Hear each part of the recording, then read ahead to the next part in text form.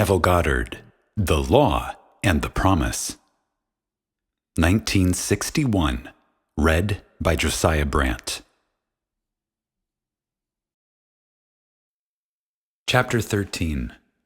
All Trivia. General knowledge is remote knowledge. It is in particulars that wisdom consists, and happiness too. Blake. We must use our imagination to achieve particular ends, even if the ends are all trivia.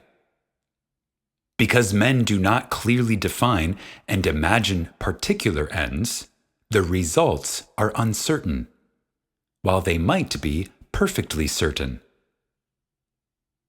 To imagine particular ends is to discriminate clearly. How do we distinguish the oak from the beech tree, the horse from the ox? But by the bounding outline. William Blake from Human Form Divine. Definition asserts the reality of the particular thing against the formless generalizations which flood the mind. Life on earth is a kindergarten for image making. The bigness or littleness of the object to be created is not in itself important. The great and golden rule of art, as well as of life, said Blake, is this: that the more distinct, sharp, and wiry the bounding line, the more perfect the work of art. And the less keen and sharp, the greater is the evidence of weak imitation. What is it that builds a house and plants a garden, but the definite and determinate? Leave out this line, and you leave out life itself. The following stories are concerned with the acquiring of seemingly little things, or toys, as I call them.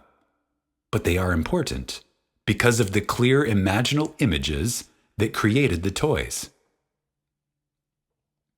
The author of the first story is one of whom it is said, she has everything. This is true. She has financial, social, and intellectual security. She writes, "As you know, through your teaching and through my practice of that teaching, I have completely changed myself and my life. 2 weeks ago, when you spoke of toys, I realized I had never used my imagination for the getting of things, and I decided it would be fun to try it. You told of a young woman who was given a hat by merely wearing that hat in her imagination. The last thing on earth I needed was a hat, but I wanted to test my imagination for getting of things, so I selected a hat pictured in a fashion magazine. I cut the picture out and stuck it on the mirror of my dressing table. I studied the picture carefully. Then I shut my eyes, and in my imagination, I put that hat on my head and wore it as I walked out of the house. I did this just once. The following week, I met some friends for luncheon, and one of them was wearing the hat. We all admired it. The very next day, I received a parcel by special delivery messenger. The hat was in the parcel. The friend who had worn it the day before had sent the hat to me, with a note saying she did not particularly care for the hat and didn't know why she had bought it in the first place. But for some reason, she thought it would look well on me, and would I please accept it? G.L. Movement from dreams to things is the power driving humanity. We must live wholly on the level of imagination, and it must be consciously and deliberately undertaken.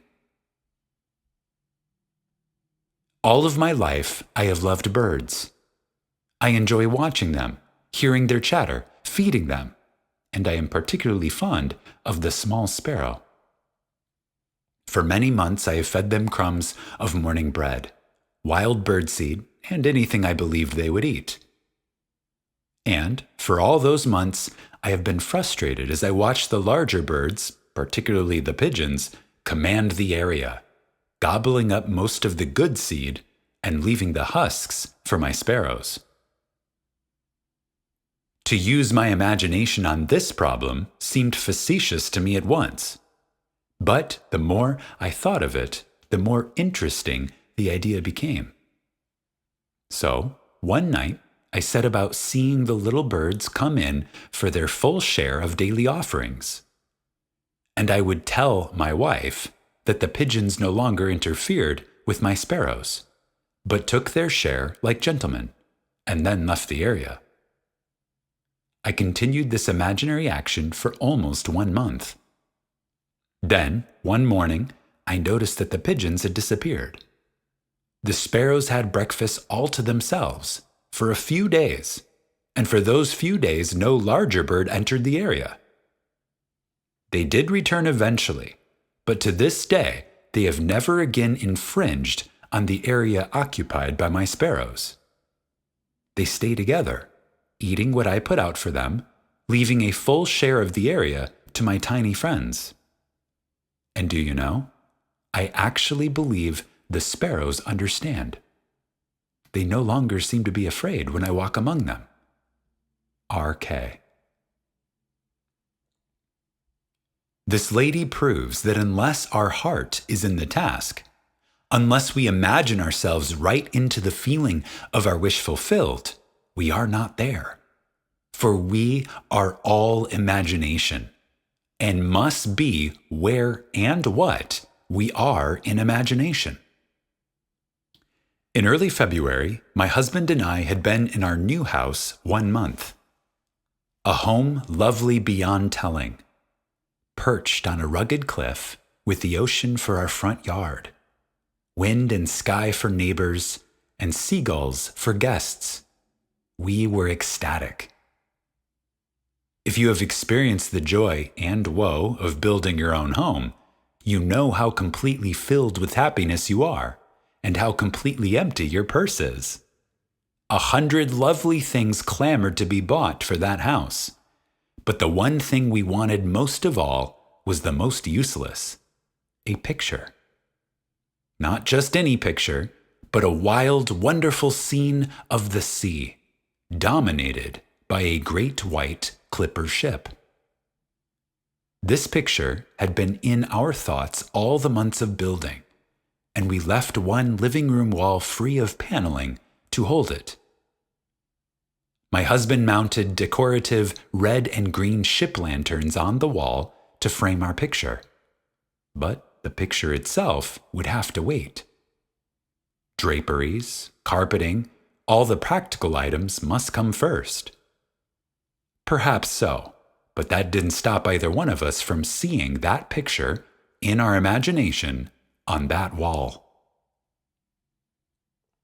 One day, while shopping, I strolled into a small art gallery, and as I walked through the door, I stopped so suddenly a gentleman walking behind me crashed into an easel.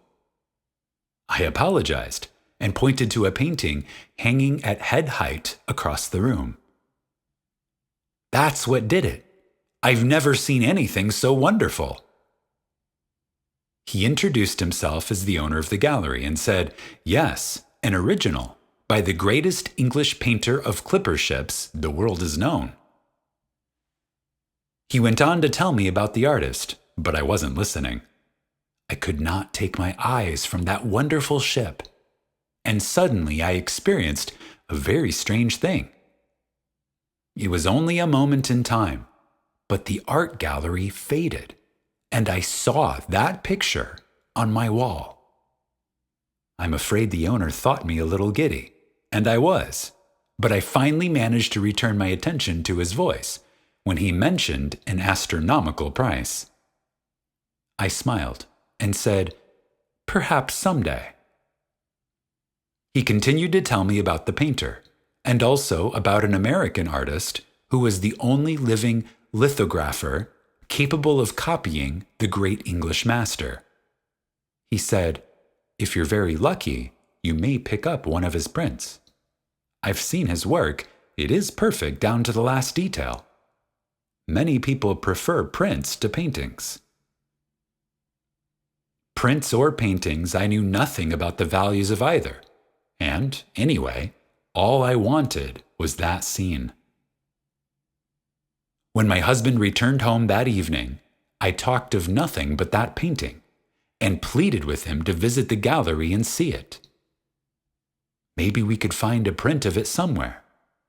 The man said, "Yes," he interrupted, "but you know we can't afford any picture now." Our conversation ended there, but that night, after dinner, I stood in our living room and saw that picture on our wall. The next day, my husband had an appointment with a client, which he did not want to keep. But the appointment was kept, and my husband did not return home until after dark. When he walked through the front door, I was busy in another part of the house and called a greeting to him. A few minutes later, I heard hammering and walked into the living room to see what he was doing. On our wall hung my picture. In my first moment of intense joy, I remembered the man in the art gallery saying, "If you're very lucky, you may pick up one of his prints." Lucky? Well, here is my husband's part of the story. Making the call already mentioned, he entered into one of the poorest, meanest little houses he had ever been in. The client introduced himself and led my husband into a tiny, dark dining area where the two of them sat down at a bare table. As my husband put his briefcase on the tabletop, he looked up and saw the picture on a wall. He confessed to me that he had conducted a very sloppy interview because he couldn't take his eyes from that picture. The client signed the contract and gave a check as a down payment, as my husband believed at the time, which was $10 short. Mentioning this fact to the client, he said the check given was every cent he could afford, but added, "I've noticed your interest in that picture. It was here when I took this place. I don't know to whom it belonged, but I don't want it. If you'll put the $10 in for me, I'll give you the picture." When my husband returned to his company's main office, he learned he had been in error about the amount. He was not charged $10. Our picture is on our wall, and it costs us nothing. A.A. Of R.L., who writes the following letter, it must be said, "In faith, lady, you have a merry heart." William Shakespeare from Much Ado About Nothing. One day, during a bus strike, I needed to go into the downtown area and had to walk 10 blocks from my home to the nearest bus in operation. Before starting home, I recalled there was no food market on this new route, and I wouldn't be able to shop for dinner. I had enough to manage a potluck meal, but I would need bread. After shopping all day, the 10 blocks back from the bus line was all I could manage, and to go still farther to shop for bread was out of the question. I stood very still for a moment and allowed a vision of bread to dance in my head. Then I started for home. When I boarded the bus, I was so tired I grabbed the first seat available and almost sat on a paper bag. Now, on a crowded bus, tired passengers rarely look at one another, so, being naturally curious, I peeked into the bag. Of course, it was a loaf of bread. Not just any bread, but the very same brand of bread I always buy. R.L. Trifles. They're all trifles, but they produce their trivia without price. Imagining accomplished these things without the means generally reputed as necessary to do so. Man rates wealth in a way that bears no relation to real values. Come, buy wine and milk without money and without price. Isaiah 55:1.